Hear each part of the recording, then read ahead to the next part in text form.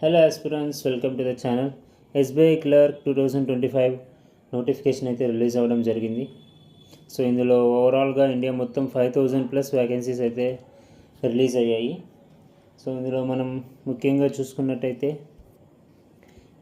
మన ఆంధ్రప్రదేశ్లో చూసుకున్నట్టయితే ఓవరాల్గా 310 వ్యాకెన్సీస్ అయితే ఉన్నాయి. అలాగే మన తెలంగాణ చూసుకున్నట్టయితే 250 వ్యాకెన్సీస్ అనేవి ఉన్నాయి. సో పోయినసారి నోటిఫికేషన్ అంటే లాస్ట్ ఇయర్ నోటిఫికేషన్స్తో చూసుకున్నట్టయితే ఎస్పెషల్లీ మన స్టేట్స్కి ఇవి కొంచెం బెటర్ అని చెప్పచ్చు. కాబట్టి ఇవన్నమాట వ్యాకెన్సీస్ ఎస్సీ, ఎస్టీ, అలాగే ఓబీసీ, ఈడబ్ల్యూఎస్, జనరల్వి. అండ్ నెక్స్ట్ మనకి ముఖ్యమైన డేట్స్, సో ఇంపార్టెంట్ డేట్స్ గుర్తుపెట్టుకోవాల్సినవి ఏమంటే, ఫస్ట్ ఆన్లైన్ రిజిస్ట్రేషన్ అనేది 6th నుంచి స్టార్ట్ అవుతుంది. అలాగే 26 అనేది లాస్ట్ డేటు. సో ఇది గుర్తుపెట్టుకోండి. అలాగే ప్రిలిమ్స్ ఎగ్జామ్ అనేది సెప్టెంబర్లో ఉంటుంది, అంటే జస్ట్ నెక్స్ట్ మంతే. ఓకే, సో సెప్టెంబర్ అంటే అది కూడా సెప్టెంబర్ 15 పైన ఉండొచ్చు, అబోవ్ 15. ఓకే, సో అబోవ్ 15 పైన ఉండొచ్చు. So be ready for that. And అలాగే మెయిన్స్ అనేది నవంబర్ 2025లో ఉండొచ్చు. అండ్ ఇదన్నమాట మనకి. ఇంకా మనము నెక్స్ట్ ఎలిజిబిలిటీ చూసుకున్నట్టయితే మనకి ఇక్కడ ఏజ్ అనేది మనకి 20 నుంచి 28 వరకు అయితే ఉండాలి. యాజ్ ఆన్ 1st ఆగస్ట్కి మనకి 20 నుంచి 28 మధ్యలో ఏజ్ ఉండాలి. అలాగే మనకి ఏజ్ రిలాక్సేషన్ అనేది ఉంది ఇక్కడ ఓబీసీ అయితే 3 years ఉంటుంది. అలాగే ఎస్సీ, ఎస్టీకి అయితే 5 years ఉంటుంది. ఇంకా మిగతావి యాజ్ ఇట్ ఈస్. అలాగే మనము నెక్స్ట్ ఉండాల్సిన క్వాలిఫికేషన్ ఏంటంటే గ్రాడ్యుయేషన్.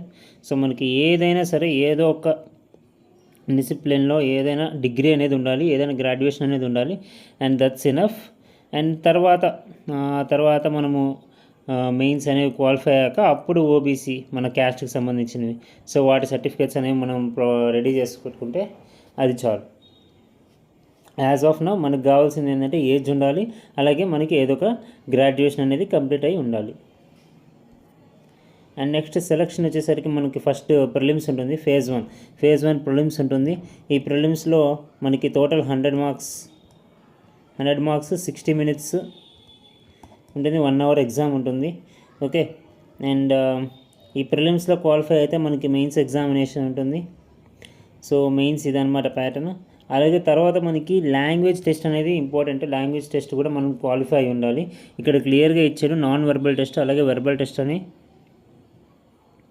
సో మనము ఒకవేళ మనం కానీ 12th కానీ 10th కానీ మనకి తెలుగు అనే ఒక సబ్జెక్ట్ కానీ ఉన్నట్టయితే సో ఇదేమీ రాయాల్సిన అవసరం లేదు.